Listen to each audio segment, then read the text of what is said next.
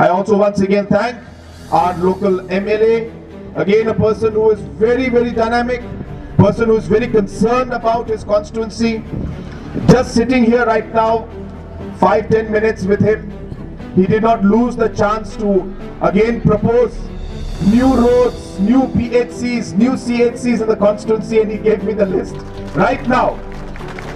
And that is how much he's concerned about his constituency. He said, he gave me the whole list right now, just sitting right here.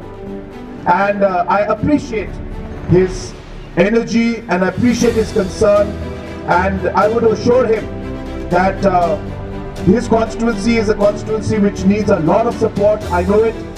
In the last 6 years, I have overall seen the economic growth, development challenges of the whole state, and I have realized how much this region, especially West Khasi Hills area, requires huge investment.